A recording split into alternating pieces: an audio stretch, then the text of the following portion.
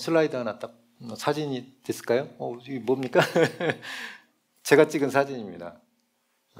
하나는 대추고요. 대추죠, 맞죠? 한쪽은 밤이죠. 저 대추는 최신 전도사가 샀다고 집에 가져온 겁니다. 그래서 제가 몇 개 먹었습니다. 어저께까지 먹었죠. 예. 가을이 되면 이렇게 그 열매들이 열립니다. 열매들이 때가 되면, 하나님의 때가 되면 이렇게 여지없이 이렇게 대추. 제가 어렸을 때 저희 집이 이제 전주였는데 거기 마당에 옆집에 있는 대추나무가 저희 집으로 이렇게 고개를 내밉니다. 그래서 그때가 되면 대추가 떨어져요. 또 이렇게 올라가서 따서 먹기도 하고. 그때 생각이 이게 탁 나죠. 어렸을 때 내가 교회 갔던 생각이 나기도 하고. 저는 어렸을 때 교회 안 갔어요. 나이 먹고 예수님을 믿게 돼서 어렸을 때 교회 갔던 주일학교 추억이 없어요, 저한테는. 그래서 모태신앙이거나 또 어렸을 때부터 교회에서 자랐던 형제자매들을 보면 부럽죠. 저는 나름대로 부럽습니다. 근데 어렸을 때 대추 따먹은 생각이 딱 나는 거죠. 집에 이렇게. 그래서 저렇게 최신전도가 어디서 샀는지 사와서 같이 먹었습니다. 오른쪽에 있는 그 밤은 아침마다 제가 산책을 저기 그 산책로에, 저희 아파트 뒤에 산책로가 있는데 거기 이렇게 지나가다 보면 밤나무들이 많아요. 주인이 있겠죠. 하지만 떨어져 있어. 밤들 이렇게 하나씩 산책하다가 이렇게 죽은 겁니다. 그래서 어저께도 까먹었어요. 생으로. 이 생맛이 뭘까? 맨날 밤을 구워서 먹었는데 이렇게 까서 한번 밤맛을 생으로 한번 먹어보기도 하고, 이 산책로를 이렇게 걸어가면서 기도하기도 하고. 주로 저는 아침에 산책을 하면 이렇게 기도 막 대놓고 막 이렇게 기도하는 것이 아니라 주님을 부르죠. 그냥 하나님이 이렇게 함께 산책하는 그런 기분.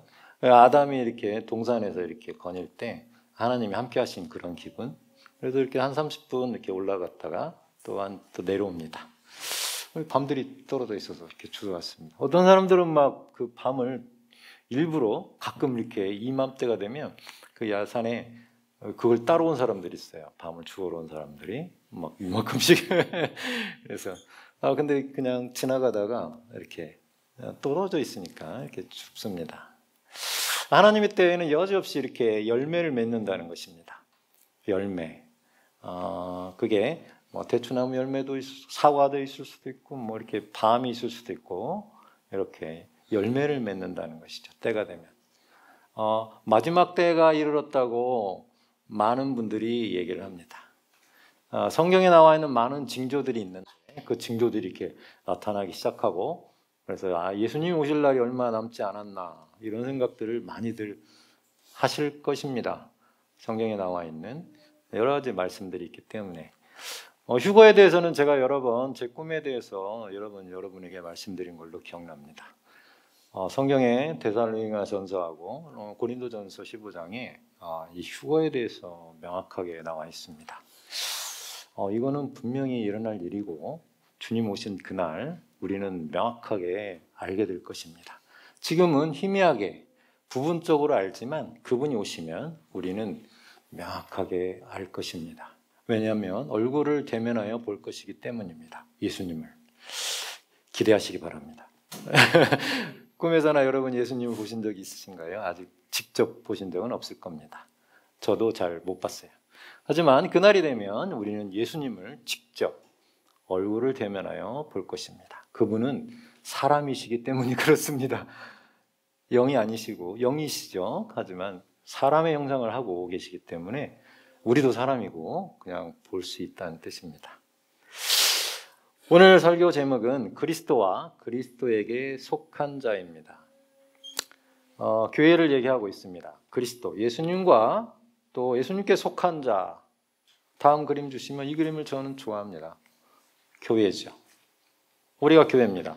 예배당에 모여있다고 교회, 또 사람들이 모여있는 것을, 예수 믿는 사람들이 모여있는 것을 교회라고 합니다. 에클라시아 이렇게 표현하고 그렇습니다. 주인 되신 예수님이 머리이시고 나머지 지체들이 이 지구상에 많이 살고 있습니다. 어제도 최선희 목사님께서 말씀하셨어요. 빛이 있기 때문에 어두움이 점령할 수 없다고. 우리가 가는 곳이 빛입니다. 우리가 빛이기 때문에 우리가 가는 곳은 빛을 비출 수밖에 없죠. 빛이 떠나면 어떻게 되죠? 어둠이 임합니다. 우리가 있는 곳은 항상 빛이 비치는 곳입니다. 그리스도가 계시고 그리스도에 속한 자가 가는 곳이 곧 빛입니다. 그렇습니다. 말씀을 먼저 보겠습니다. 고린도전서 주보에 나와 있습니다. 첫 번째 나와 있고요. 15장 21절 23절 말씀입니다. 함께 한번 읽어보겠습니다. 사망이 한 사람으로 말미암았으니 죽은 자의 부활도 한 사람으로 말미암는도다. 아담 안에서 모든 사람이 죽은 것 같이 그리스도 안에서 모든 사람이 삶을 얻으리라. 그러나 각각 자기 차례대로 되리니 먼저는 첫 열매는 그리스도요 다음에는 그가 강림하실 때 그리스도에 속한 자요. 먼저는 예수 그리스도께서 첫 열매, 저렇게 알밤 또 대추 또 사과 뭐 이런 과일 열매들 있죠. 첫 열매가 그리스도라고 말씀하십니다. 그분께서 부활하셨다는 뜻이죠. 첫 열매, 차례대로 된다고 말씀하십니다. 예수님이 먼저, 그 다음에 예수님께 속한 자, 그리스도에게 속한 자가 그 다음 순서겠죠. 그 다음에는 그가 강림하실 때 예수님이 오신다고 말씀하십니다. 언제 될지는 아무도 모르죠. 곧 오신다고 하죠. 그분께서 오실 때, 강림하실 때 그리스도에게 속한 자가 그 다음 순서라고 얘기합니다. 우리에게 하나님께, 예수님께 속한 자들이 이제 부활할 것이라는 뜻입니다. 오늘 주제는 부활입니다. 부활절에 따로 부활을 얘기하지 않고 오늘 부활에 대해서 잠깐 우리가 함께 말씀을 나누고 묵상하는 시간을 갖기를 원합니다. 부활이 여러분에게 어떤 의미가 있는지, 정말 부활을 믿고 계시는지, 사두개인, 성경에 나와 있는 사두개인들은 부활이 없다고 얘기한 사람들입니다.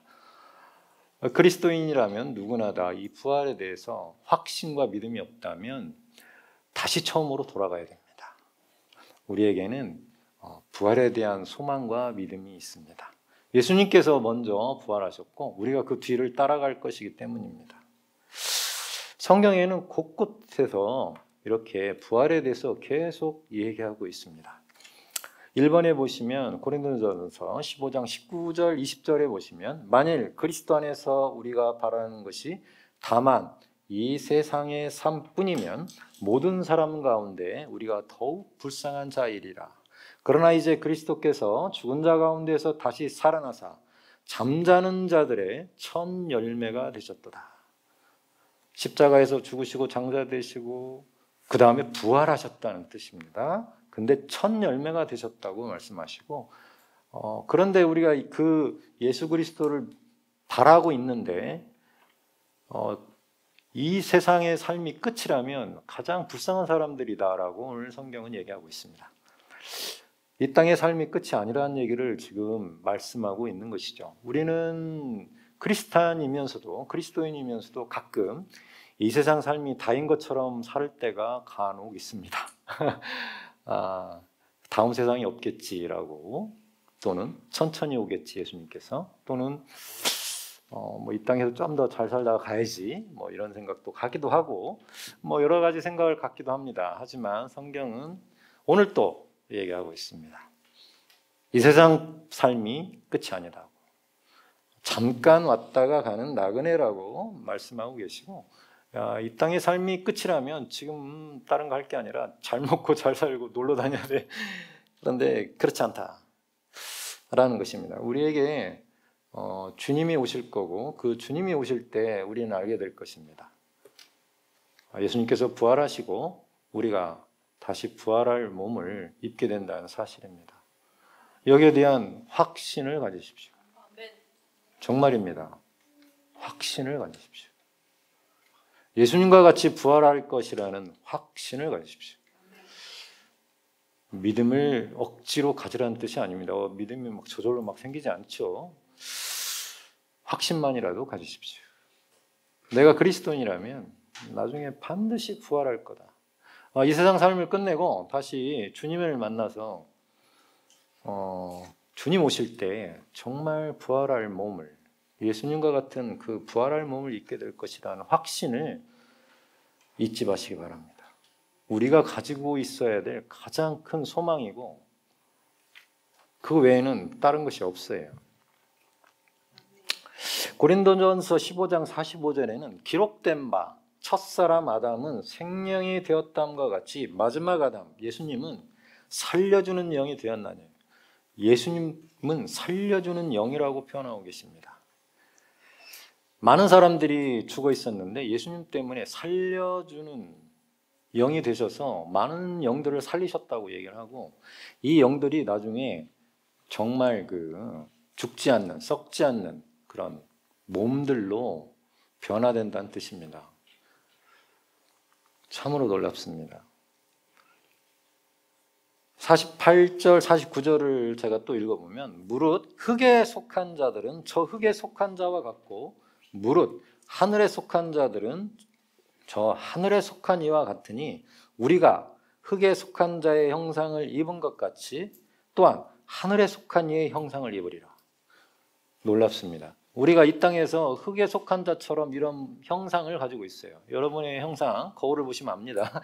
저와 같은 형상, 저는 거울도 저도 가끔 보죠. 이와 같은 형상을 입은 것 같이 또한 하늘에 속한 이, 그분이죠. 하늘에 속한 이의 형상을 입으리라. 하나님께서 자기 형상, 곧 하나님의 형상대로 남자와 여자를 창조하시되 사람을 창조하시되 남자와 여자를 창조하셨다고 말씀하십니다. 우리는 하나님의 형상대로 부활할 몸을 입을 것입니다. 지금 모습일까요? 조금 또 다른 모습일까요? 그건 잘 모르겠습니다. 그때가 안 되어봐가지고 지금보다 조금 더 좋은 모습이었으면 좋겠다 이런 생각이 들기도 하지만 하늘에 속한 이의 형상을 입을 거라고 얘기합니다. 지금 몸을 얘기하고 있는 거예요. 영을 얘기하고 있는 것이 아닙니다.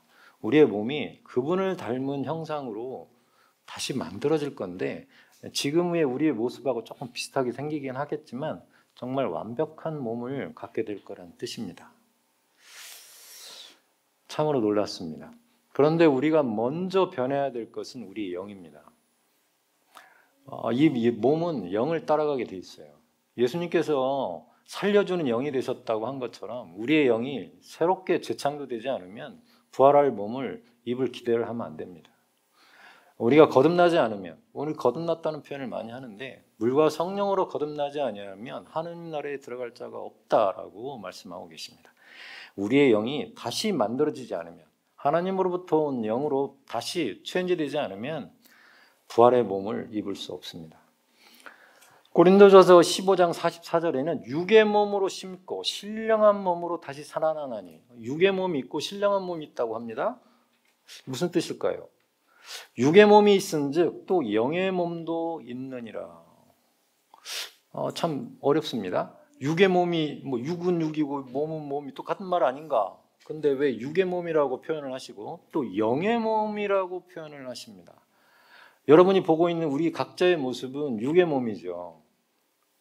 그런데 부활할 몸은 영의 몸이라고 표현을 하고 계시는 겁니다. 다시 한번 말씀드립니다. 우리의 몸은, 지금의 몸은 육의 몸입니다. 여러분들이 지금 옆에 분을 보고 계시는데 이건 육의 몸이란 뜻이에요.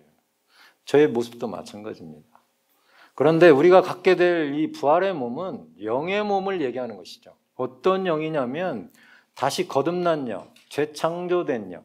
우리가 예수 믿을 때 변화된 내 안에 있는 양자의 영을 받은 그런 새로운 영, 재창조된 그 영의 몸을 갖게 된다는 것이. 영적으로 죽었던 옛날의 그런 영의 몸이 아니고 오늘 이 두 번째 말씀드리려고 했던 것은 이 영의 몸입니다. 제가 이번 주에 말씀을 깊이 묵상하다가 이 영의 몸이 뭘까 참 깊은 묵상이 있었습니다. 영의 몸이 있다는 거예요. 여러분은 지금 여러분 육신만 보이고 여러분 안에 있는 영이 보이지 않습니다. 그리고 감지도 안 되고 이 영이 어떤 모습일까 상상도 좀 잘 안 되지만 반드시 이 영의 몸을 입게 된다는 것이에요. 부활할 때 이런 우리의 지금 태어날 때 육신의 몸, 거듭나기 전에 세상 사람들로부터 죽은 영의 몸을 가지고 지금 현재는 있습니다. 이 안에는 예수 믿을 때 새로운 영, 거듭난 영으로 바뀌었는데 아직 몸은 그대로 있단 말이에요. 옛날 몸으로.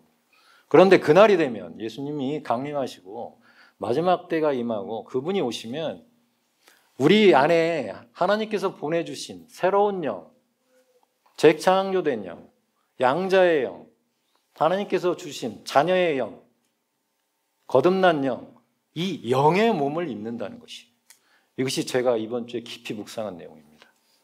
이 모습일 수도 있겠죠. 우리 지금 죽은 영으로 태어났을 때의 모습입니다. 모태신앙도 있으시겠지만은 저는 중간에 예수님을 믿었기 때문에 좀 감이 안 잡힙니다. 그런데 이 육신의 이 얼굴로 나중에 부활할 몸을 입을 거냐? 아니면 내가 거듭난 영, 내 안에 있는 그 거듭난 영의 몸을 입을 것이냐? 오늘 성경은 뭐라고 말씀하고 계시냐면 육의 몸이 있은즉 또 영의 몸이 있다고 얘기하시는 거예요. 그래서 우리의 지금 현재의 모습으로 나중에 그렇게 부활할 거냐? 영생할 몸을 입을 거냐? 이거는 장담할 수 없습니다.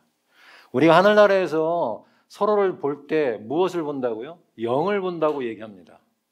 할아버지 선진을 믿음의 선진을 봤는데 0대 0으로 보지 6대 6으로 보지 않는다는 것이죠. 잘 생각하시기 바랍니다. 지금 여러분이 나중에 부활하게 됐을 때는 여러분 안에 있는 그 영의 몸을 입게 된다는 뜻입니다. 참으로 놀랍습니다. 기대가 됩니다. 제 안에 있는 영의 몸은 어떤 모습을 하고 있을까? 하나님 보시기에 직관적으로 우리의 영을 보고 계십니다. 지금도. 여러분이 지금 여기 모여서 예배를 드리지만 여러분의 영들을 보고 계시죠.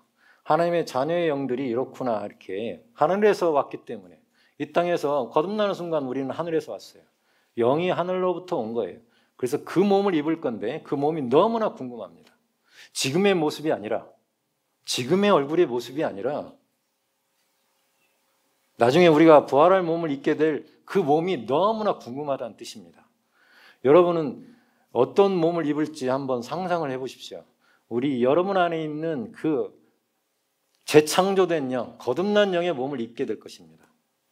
하나님께서 우리에게 하나님의 자녀의 영을 주셨기 때문에 그 영에 걸맞는 모습을 하게 될 거예요. 예수님처럼.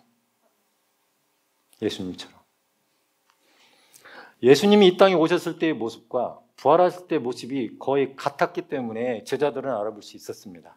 우리도 그런 모습이 되면 좋을 텐데 다른 모습일 수도 있겠다는 생각을 저는 간혹 합니다.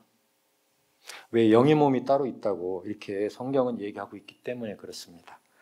고린도전서 15장 54절은 이 썩을 것이 썩지 아니함을 입고 이 죽을 것이 죽지 아니함을 입을 때에는 사망을 삼키고 이기리라고 기록된 말씀이 이루어지리라. 썩지 않는답니다. 없어지지 않는답니다. 그 영의 몸은 하나님의 자녀의 영을 감싸고 있기 때문에 그 영은 절대 죽지 않고 썩지 않고 영생한다고 합니다. 예수님이 지금 살아계신 것처럼 2000년 전에 부활하시고 지금도 살아계신 것처럼 우리도 똑같이 그렇게 앞으로도 부활할 몸을 입게 되면 그렇게 된다는 것이죠. 사도 바울이 고백한 내용이 15장 9절에 나옵니다. 나는 사도 중에 가장 작은 자라. 나는 하나님의 교회를 박해하였으므로 사도라 칭함받기를 감당하지 못할 자니라. 사도 바울처럼 훌륭한 일을 많이 한 사람이 어디가 있겠습니까? 그런데도 불구하고 사도 바울은 가지고 있는 어떤 열등감이 있었어요. 그게 뭐냐면 자기가 교회를 박해했다는 사실입니다. 교회가 얼마큼 중요한지 예수 그리스도와 그에게 속한 자가 교회죠. 그런데 그 교회를 핍박했다는 사실 때문에 항상 정죄감과 그렇지는 않겠지만 열등감과 미안함이 그 안에 늘 있었습니다. 왜냐하면 자기 손으로 사람들을 잡아다가 가두기도 하고 교회를 핍박했기 때문에 그렇습니다. 예수 그리스도께서 말씀하셨죠. 왜 나를 핍박하냐고. 사울아. 교회를 핍박하는 바울에 대해서 예수님이 직접 나타나서 말씀하셨습니다. 교회를 박해하는 것이 자기에게 큰 아쉬움, 미안함 이런 것들로 남아 있습니다. 그것 때문에 복음을 많이 전했던 건 아니에요. 예수님을 만난 모든 사람들은 성령으로 충만하여 복음을 전할 수밖에 없죠. 특별히 바울은 그것 때문에 만들어졌고 이 땅에 남아 있었고 그것 때문에 살아 있었던 존재입니다. 하나님의 특별한 목적이 있었던 사람이었죠. 사도 바울은. 그런데도 불구하고 아무것도 모르는 상태에서 거듭나지 않은 영을 갖고 예수님을 모르는 상태에서 교회를 박해했기 때문에 얼마나 그 교회에게 미안한 감이 있었는지 이렇게 표현하고 있는 것이죠. 자기는 사도라 칭함받기가 참 미안하다. 내가 복음을 전하고 많은 이방인들을 하나님께 돌아오게 하였지만 교회를 핍박한 적이 있다라는 것입니다. 이것 때문에 뭐 바울이 많은 정죄감이 있었겠습니까마는 교회에게 얼마나 큰 누를 끼쳤는지 이거에 대한 마음은 있었을 것입니다. 결론적으로는 아직 이 땅에 살면서 먼저 땅에 묻힌 믿음의 선진들이 많이 있습니다. 얼마 전에 소천하신 이영일 집사님뿐만 아니라 예수님 그리스도 안에 속한 자 중에 먼저 땅에 묻힌 사람들이 많이 있습니다. 아직은 우리 살아있는 사람들을 3번에 살아남아 있는 자로 표현해 보겠습니다.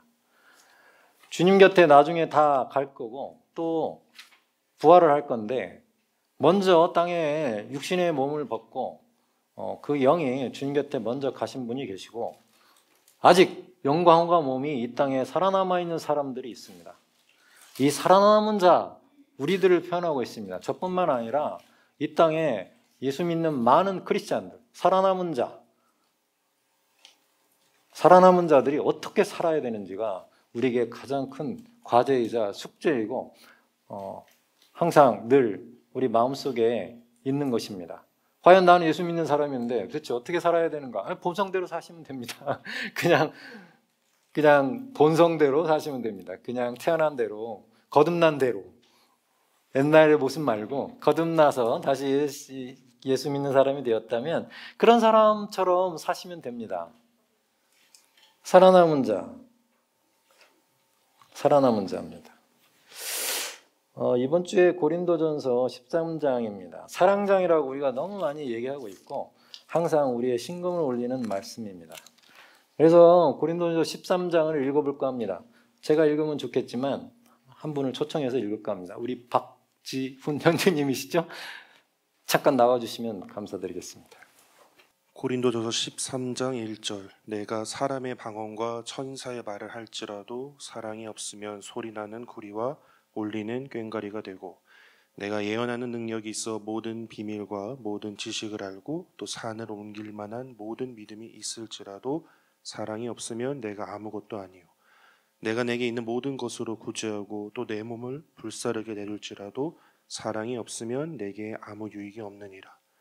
사랑은 오래 참고 사랑은 온유하며 시기하지 아니하며 사랑은 자랑하지 아니하며 교만하지 아니하며 무례히 행하지 아니하며 자기의 유익을 구하지 아니하며 성내지 아니하며 악한 것을 생각하지 아니하며 불의를 기뻐하지 아니하며 진리와 함께 기뻐하고 모든 것을 참으며 모든 것을 믿으며 모든 것을 바라며 모든 것을 견디느니라. 사랑은 언제까지나 떨어지지 아니하되 예언도 패하고 방언도 그치고 지식도 패하리라. 우리는 부분적으로 알고 부분적으로 예언하니 온전한 것이 올 때에는 부분적으로 하던 것이 패하리라. 내가 어렸을 때에는 말하는 것이 어린아이와 같고 깨닫는 것이 어린아이와 같고 생각하는 것이 어린아이와 같다가 장성한 사람이 되어서는 어린아이의 일을 버렸노라. 우리가 지금은 거울로 보는 것 같이 희미하나 그때에는 얼굴과 얼굴을 대하여 볼 것이요 지금은 내가 부분적으로 아나 그때에는 주께서 나를 아신 것 같이 내가 온전히 알리라. 그런즉 믿음, 소망, 사랑 이 세 가지는 항상 있을 것인데 그 중에 제일은 사랑이라. 아멘. 이번 사랑장을 형제님이 읽어주셨습니다. 그런데 주부에 제가 따로 실어놓은 말씀은 1절에서 3절입니다. 내가 사람의 방언과 천사의 말을 할지라도 사랑이 없으면 소리나는 구리와 울리는 꽹과리가 되고 내가 예언하는 능력이 있어 모든 비밀과 모든 지식을 알고 또 산을 옮길 만한 모든 믿음이 있을지라도 사랑이 없으면 내가 아무것도 아니요 내가 내게 있는 모든 것으로 구제하고 또 내 몸을 불사르게 내줄지라도 사랑이 없으면 내게 아무 유익이 없느니라. 이 말씀이 너무 이렇게 와닿습니다. 우리가 천사의 말을 하고 방언을 하고 지식이 뛰어나고 대단한 믿음이 있고 심지어는 모든 사람을 자기가 가진 모든 것을 팔아서 구제를 하고 또 몸을 불사르게 내어준다. 이거 쉬운 거 아니죠? 이렇게 한다 할지라도 사랑이 없으면 아무것도 아니다. 이렇게 얘기하고 있습니다. 뭔가 대단한 투자를 한 거죠. 자기 몸을 불사르게 내어줄 정도 사랑이 없이 어떻게 그런 걸 하죠? 그런데 그렇게 할 수 있다고 얘기하잖아요. 그 얘기는 자기 의가 너무 강해가지고 의협심이 너무 강해서 사랑하지 않으면서 의협심이 강해서 자기 몸을 내어줄 수 있다고 지금 얘기하는 것입니다. 그런데 거기에 사랑이 빠져 있다면 그게 무슨 의미가 있냐? 산을 옮길 만한 믿음, 대단한 믿음이죠. 여러분은 산을 아직 못 옮겨보셨나요? 저도 못 옮겨봤는데 그만한 믿음이 있다 할지라도 사랑이 없다면 그게 무슨 유익이 있냐? 아무것도 아니다. 막 대단한 천사의 말을 하고 대단한 방언을 하고 지식이 아무리 뛰어나도 사랑이 없다면 울리는 꽹과리와 같고 소리나는 이런 거와 구리와 같다. 이렇게 성경은 얘기하고 있습니다. 사랑이 뭐길래? 사랑이 왜 이렇게 극단적으로 이렇게 얘기하고 계실까요? 하나님의 본성 중에 가장 대단한 뛰어난 본성은 사랑이라고 오늘 표현하고 있는 것입니다. 믿음, 소망, 사랑 가운데 영혼이 있을 건데 그 중에 가장 제일은 사랑이라고 얘기합니다. 하나님의 그 가장 대단하신 그 본성 중에 하나가 사랑이라고 오늘 얘기하고 계신 것입니다. 그래서 사랑에서 출발하지 않는 많은 것들은 항상 문제를 일으킵니다.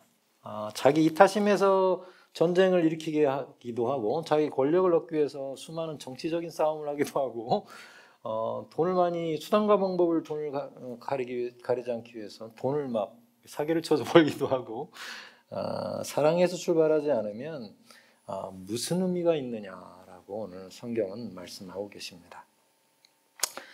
8절에도 사랑은 언제까지나 떨어지지 아니하되 예언도 패하고 방언도 거치고 지식도 다 패하리라. 다 없어진대요. 다 없어져요. 다 없어지는데 하나님께서 가지고 우리에게 주신 그 사랑의 본성 이거는 안 없어진다고 얘기합니다. 살아남은 자들 우리에게 가장 아직 예수님 오시기 전이긴 하지만 이 땅에 살고 있는 그리스도인들 이 땅에 살고 있는 그리스도에 속한 자들 그리스도 머리 대신 예수 그리스도 또 몸된 지체들에게 가장 그 본성대로 행해야 될 게 사랑이라고 오늘 얘기하고 있는 것입니다. 고린도전서 13장은 사랑에 대해서 얘기하고 있죠. 우리의 본성대로 살면 됩니다. 우리가 거듭난 이 하나님께 주신 의의 본성 또 생명 하나님의 생명 또 하나님의 사랑 그대로 살면 되는 것입니다.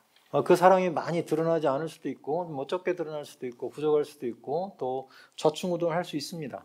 하지만 우리 안에 있는 그 본성대로 살아남은 자들이 아직 주님 땅에 묻히지 않고 흙으로 돌아가지 않은 살아남은 자들에게는 우리 본성대로 살면 된다 이렇게 말씀드립니다.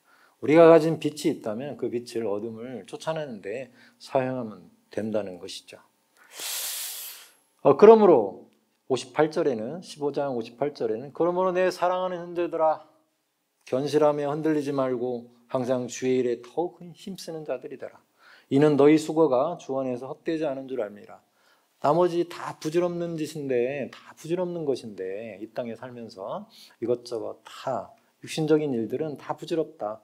하지만 주의 일에 항상 힘쓰는 자들 또 주의 일을 위해서 힘썼던 모든 것들은 없어지지 않는다. 그 수고가 헛되지 않은 줄을 알미라 이렇게 표현하고 있습니다. 이 세상에 살면서 많은 것들이 사라질 건데 그 중에 사라지지 않는 것은 주의 일에 힘쓴 것들이 없어지지 않는다고 얘기합니다. 여러분이 교회를 섬기는 일들에 대해서 고민하실 필요 없습니다. 없어지지 않는다고 하니까 이렇게 카운트가 되고 있는 것이죠. 또 교회에 당부하고 있는 사도 바울의 얘기는 34절에 보면 깨어 의를 행하고 죄를 짓지 말라. 하나님을 알지 못하는 자가 있기로 내가 너희를 부끄럽게 하기 위해 말하노라. 깨어서 기도하라. 의를 행하고 우리가 가진 하나님의 의를 행하고 또 죄를 짓지 말라. 의도적으로 짓는 죄를 얘기하는 것입니다. 교회 안에서. 그래서 교회는 거룩해야 된다. 어제도 최선희 목사님께서 말씀하셨어요. 교회는 거룩해야 된다. 왜냐하면 거룩한 본성을 가진 사람들의 모임 공동체인데 그 안에 막 의도적인 죄가 있으면 안 된다는 얘기를 하는 것입니다. 주님을 닮은 자, 또 거룩한 분, 그분에 속한 자들은 거룩할 수밖에 없고 하나님의 의의 본성을 가지고 있고 또 하나님의 사랑의 본성을 가지고 있기 때문에 죄를 짓지 않는 것이 당연한 것입니다. 실수를 하지 않는다는 뜻이 아니에요. 그때그때 해결하시고 또 그것들이 용납되고 또 그것들이 당연한 것처럼 또 그렇게 하면 안 된다는 뜻입니다.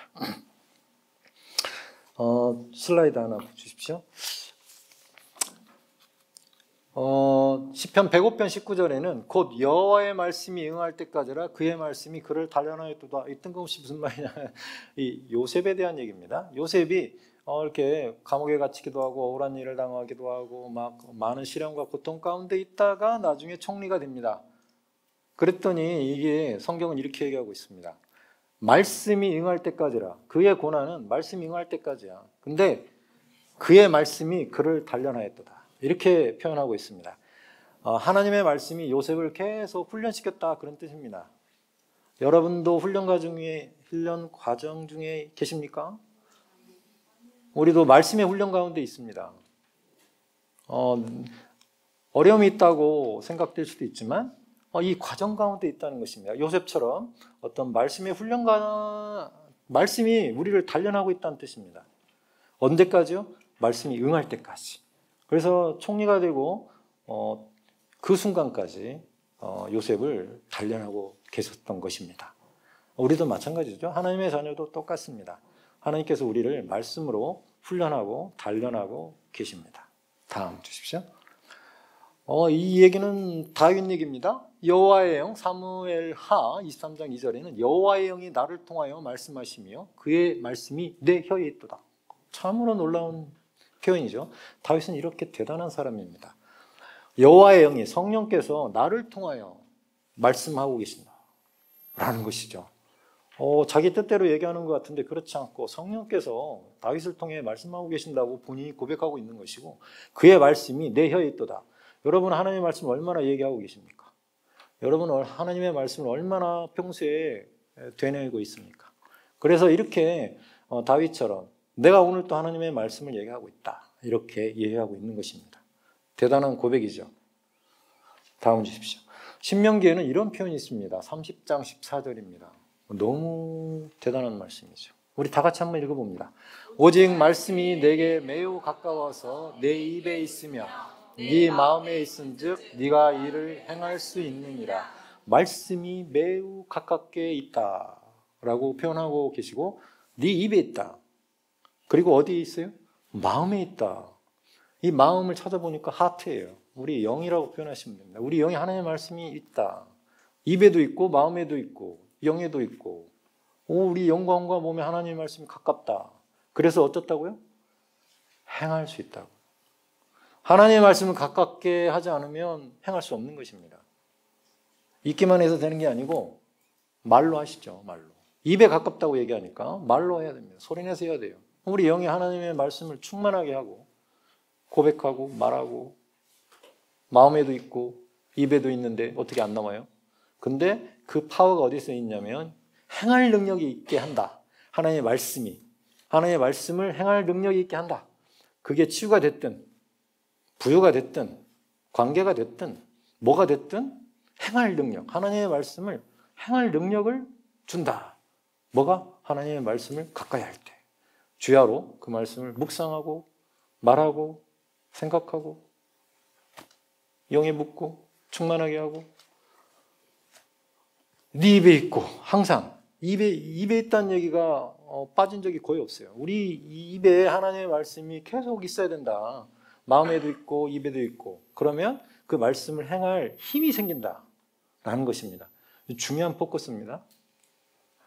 우리가 어떤 행동을 의로운 행동을 해서 뭐가 이루어진다는 뜻이 아니고 하나님의 말씀 때문에 그 능력이 풀어진다는 뜻인데 그 말씀이 우리 가운데 가까이 있을 때 늘 우리 가운데 영광과 몸에 늘 하나님의 말씀이 가까이 있을 때 그것을 행할 능력까지 같이 주어진다. 근데 그 말씀 자체에 힘이 있기 때문에 그렇습니다. 말씀 자체에 능력이 있기 때문에 우리가 말씀만 가까이 해도 그 파워가 나온다는 뜻이에요. 잘 믿겨지지 않으시죠? 진짜일 것 같죠? 맞습니다. 말씀이 우리 가운데 가까이 있을 때 그 말씀이 능력을 나타낸다는 뜻입니다. 우리가 우리의 믿음 또 우리가 의도적으로 하는 선한 행동들 때문에 그렇다기보다는 그 말씀 자체의 능력이 있다는 뜻이에요. 그래서 우리는 그냥 그 말씀을 잘 믿어지지 않는다 하더라도 치유의 말씀을 계속 하다 보면 치유가 일어나는 이유가 거기가 있고 또 뭔 문제가 있는데 하나님의 말씀을 계속 1000번, 2000번 고백하다가 이상한 일이 생기기도 하고 그건 자기 생각대로 된 게 아니에요. 그 말씀 자체의 능력이 있기 때문에 그렇다고밖에 결론이 안 납니다. 신명기에도 늘 말씀하고 계시고 다윗도 그렇고 많은 믿음의 선진들이 하나님의 말씀을 가까이 했을 때 많은 하나님의 능력을 체험한 사람들이 대부분입니다. 케네스 목사님뿐만 아니라 크리스 목사님, 케년 목사님뿐만 아닙니다. 모든 믿음의 선진들이 하나님의 말씀을 가까이 했습니다. 우리도 하나님의 말씀을 가까이 해야 됩니다. 가까이 해야 됩니다. 다음 슬라이드 주시죠. 고린도서 10장 12절 13절 우리가 너무 잘 압니다. 사람이 감당할 시험 밖에는 너희가 당한 것이 없나니 오직 하나님은 미쁘사 너희가 감당하지 못할 시험 당함을 허락지 아니하시고 시험 당할 쯤에 또한 피할 길을 내사 너희로 능히 감당하게 하시느니라. 이번 주 내 이 말씀을 계속 암송했어요. 제가 오늘 아침에도 일어났는데 이 말씀이 계속 암송이 됐어요. 다 외버렸어요. 사람이 감당할 시험 밖에는 이 너희가가 몇 번 나와요? 3번 나와요. 외우다 보면 이 토시가 잘 안 틀려야 되는데 이 너희가가 3번 나옵니다. 그래서 3번 어디 나오는지 첫 번째, 두 번째 줄, 마지막 줄 나옵니다. 그래서 너희를 딱 집어내야 돼요. 빠지면 또 어색해. 왜 이렇게 자꾸 말씀드리냐면 이 말씀이 가깝게 하기 위해서는 그 말씀을 이렇게 좀 친근하게 토시까지 잘 보시기 바랍니다. 오직, 미쁘사 이런 단어들을 잘 보시고 왜 이 말씀이 저한테 이렇게 왔냐면 우리가 이 세상 그리스도인으로서 살아남아 있는 자들이 이 땅에 하나님께서 온갖 신령한 복 우리에게 다 주셨고 생명과 경건에 속한 모든 것들을 우리에게 주셨는데 과연 내가 이걸 할 수 있을까? 이런 생각을 할 때가 가끔 있습니다. 내가 이걸 과연 할 수 있을까? 저한테는 좀 버거운데 이런 생각을 할 때가 있습니다. 그러나 오늘 말씀은 뭐라고 말씀하고 계시냐면 감당할 시험 밖에는 너희에게 당한 것이 없다고 얘기하십니다. 나 이거 감당하지 못하겠는데요. 그런 건 어떻게 된다고요? 다 피해간다고요. 오직 하나님은 미쁘사 감당하지 못할 시험당함을 허락하면 어떻게 된다고요? 꼬꾸라지죠. 그 감당하지 못할 시험당함을 허락하지 않으신대요. 그리고 시험당할 쯤에 피할 길을 내서 너희로 능히 감당하게 하신대요. 지금 여러분이 감당하고 있는 모든 일들은 감당할 만하다 안 하다? 하다. 감당하지 못하면 어떻게 된다? 피해간다. 이 말씀을 믿으십니까? 살아남은 자들에 대한 얘기입니다. 세 번째, 우리들 얘기죠. 교회, 몸된 예수 그리스도 지체들, 교회에게 오늘 주시는 말씀입니다. 능히 감당할 수 있다 없다? 있다. 감당하지 못하면 어떻게 한다? 피해간다. 이게 주님에 대한 우리의 신뢰입니다. 주님에 대한 우리의 믿음이에요. 그분이 나한테 내가 감당하지 못할 짐을 주셨을까? 절대 주지 않는다. 라는 믿음을 가지시기 바랍니다. 왜 나만 이렇게 무거울까? 이런 생각하지 마시고요. 감당할 만하다 안 하다? 하다. 감당할 만하다. 그 능력 있다 우리 안에. 그러니까 주신다. 뭐가 맡겨진 일 있다고 봅시다. 여러분에게. 맡겨진 프로젝트가 있고 맡겨진 뭐가 있고 맡겨진 뭐가 있어요. 해야 될 일들이 있어요. 이 일들 감당할 만하다? 안 하다? 하다. 하니까 주어졌다. 감당할 시험 밖에는 우리에게 당한 것이 없다. 확신을 가지시기 바랍니다. 내가 아직 감당하지 못할 거를 하나님께서 자꾸 예수님께서 주셨을까? 이런 생각하지 마시기 바랍니다. 이 일이 나에게 주어졌다면 반드시 할 능력도 같이 주어졌다는 말씀입니다. 내가 감당하지 못하면 어떻게 된다고요? 피해간다. 그걸 누가 보고 계신다고요? 하나님께서 보고 계신다고요. 하나님의 자녀들, 우리 자녀들 우리 보고 있죠? 천이도 보고 있고 다 보고 있습니다. 부모는 자식을 다 보고 있어요. 그래서 그 자식이 감당하지 못할 거를 막 무거운 짐을 주면 되겠어요? 안 되겠어요? 하물며 하나님께서 하나님의 자녀들이 감당할 시험을 줘서 얘를 꼬꾸라뜨려야지, 훈련시켜야지 이렇게 생각하지 않으신다고요. 감당할 만큼만 주세요. 고린도서 10장 12, 13절입니다. 우리가 너무 잘 알고 있는 말씀이지만 깊은 묵상이 있으시기 바랍니다. 습관적으로 암송하지 마시고 이게 무슨 뜻인지 아시면서 암송하시기 바랍니다. 저는 일주일 내동 이 말씀을 암송했고 계속 되뇌었습니다. 그렇구나. 주님에 대한 신실함, 주님이 나를 사랑하신 거에 대한 신실함을 깨달았어요. 말씀을 통해서. 그래서 이 말씀을 행할 능력이 생겼어요. 나한테 어려운 일이 생긴다 하더라도 반드시 이거를 할 수 있다는 자신감이 생겼다는 뜻입니다. 자신감이 생겼다는 거예요. 왜? 감당하지 못하면 어떻게 된다고? 피해가니까. 그때가 돼서 내가 감당하지 못할 거면 하나님께서 피해갈 길을 주신다는 거예요. 이해하셨습니까? 살아남은 자들이 가져야 될 태도를 얘기하는 것이죠. 태도, 우리들의 자세. 주님이 나중에 부활할 몸을 입게 될 건데 주님을 보기 전까지 우리가 가져야 될 이 사랑의 본성과 우리의 태도를 얘기하는 것입니다. 우리가 어떤 태도로 주님의 부활을 맞이해야 되는지, 주님의 강림하심을 고대해야 되는지.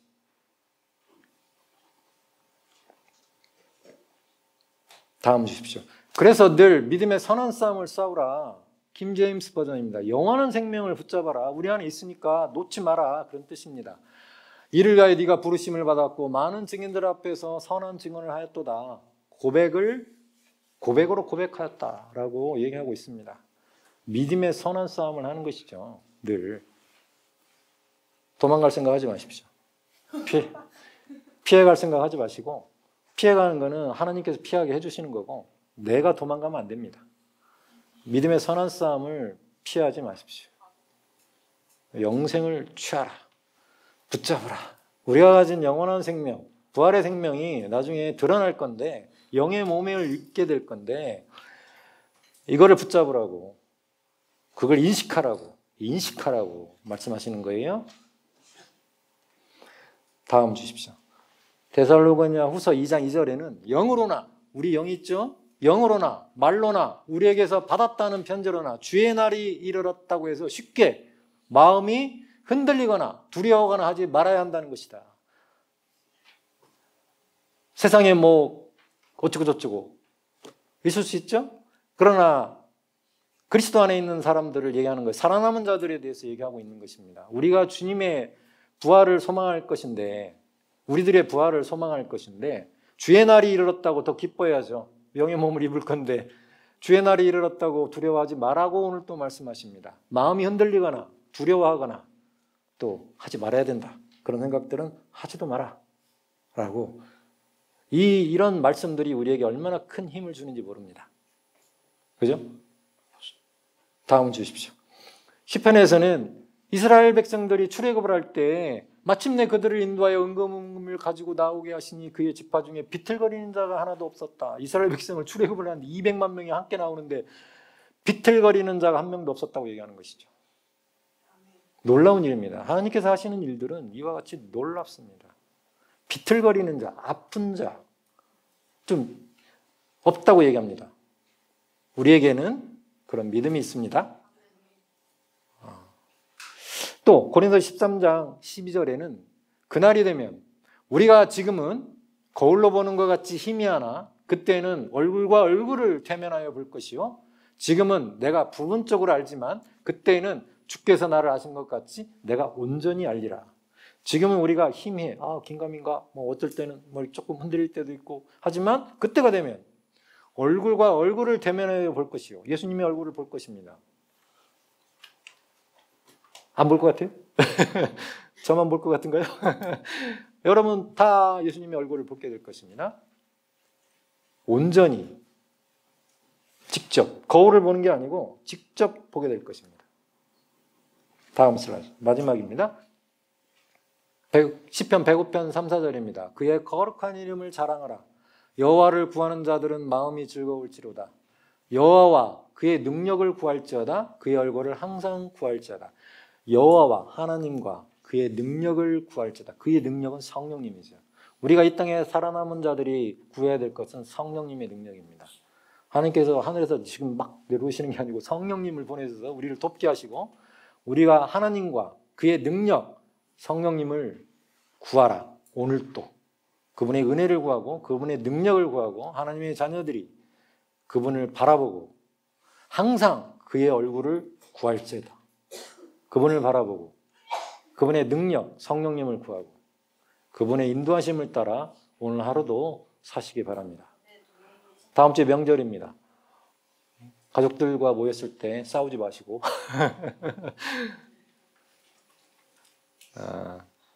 우리의 본성을 좀 더 드러내시기 바랍니다.